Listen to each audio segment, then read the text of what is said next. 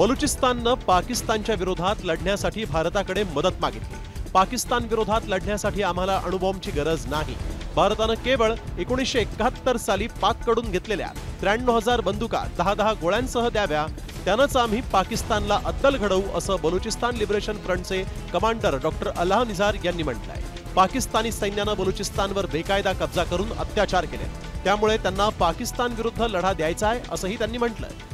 मैं एक बात वाज़ेह करना चाहता हूँ, इंडिया इतनी जुरात करे जो 93,000 बंदूकें पाकिस्तान से छीनी थी सरेंडर करते वक्त, वही बंदूक 10-10 गोलियों के साथ हमें दे दे, फिर हम देखें पाकिस्तान कैसे लड़ते। ना हमें एटम बम की जरूरत है, ना हमें मिसाइल की जरूरत है, आपकी सिर्फ वही दे दें। बलुचिस्तान लिबरेशन फ्रंटनं भारतासह इराण आणि अफगाणिस्तानच्या एका गटालाही मदतीसाठी साथ घातली आहे, त्यामुळे पाकिस्तानची डोकेदुखी आणखीनच वाढणार आहे।